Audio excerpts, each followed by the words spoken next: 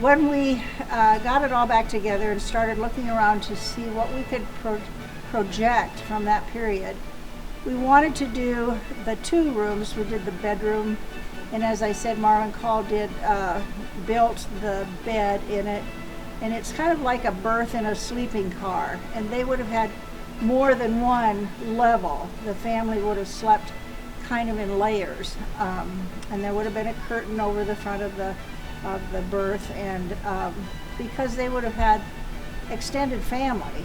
They didn't just have, two kids and a dog. They had their extended family living with them. So that was important. The bedroom is here in the southeast corner of our house barn. And it is a relatively small room, and that's where everybody slept. And then we also added another room. I'm not sure how soon they would have had a parlor, but a parlor was important to the Germans because that was where, if they had like a visiting minister or special guests, that room was kept nice and prepared for visitors. Or if they had a death in the family, then the casket would be put into the parlor, and when people came to visit the family, they would go into the parlor to see the body and to visit in there with the family. Actually, of course, that Germans brought the Christmas tree to America, and they would have had, in Germany, they would have had a Christmas tree in this parlor. And many families in the United States, after they came here, continued to have this Christmas tree in the parlor and decorate it with lit candles, and they would just light the candles on Christmas Eve. Nobody was allowed to see the tree until Christmas Eve, and then they opened the doors and the children could go in and see the Christmas tree. So Christmas tree is a special thing from Germany. I'm not German, I'm actually Irish, but because I'm married to a German, we have 52 Christmas trees in our house at Christmas time. Who knew? The kitchen is to my right, and that is where they kept their dishes. You'll notice there is a rack on the one wall, and that is for their plates.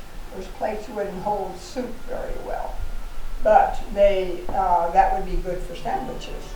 Then right behind the fireplace is another part there where there could be the pantry where they kept their supplies, and then they probably would eat out in the center part where there was more light and where they could see. The women also would spend their time out there doing their handwork or whatever the things that they could bring out there to work on.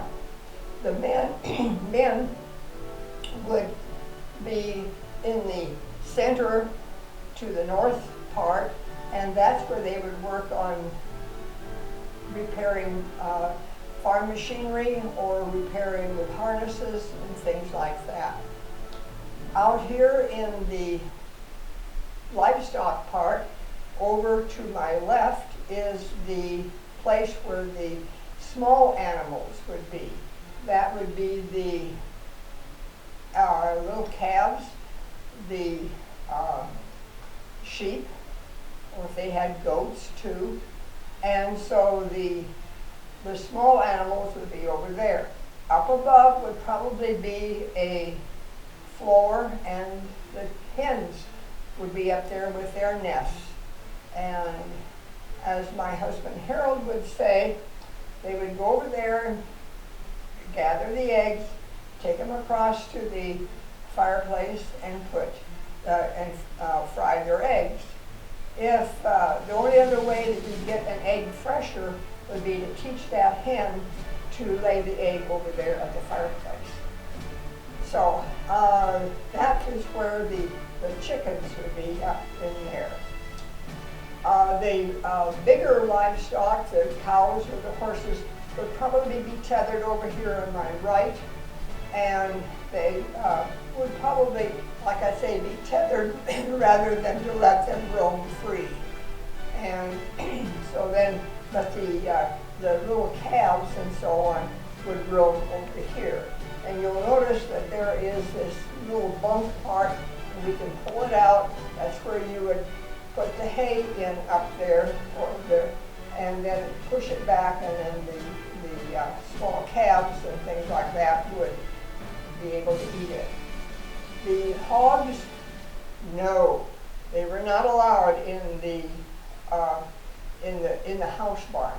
They smell too much, so they would be outside. We wouldn't have any hogs in the house barn.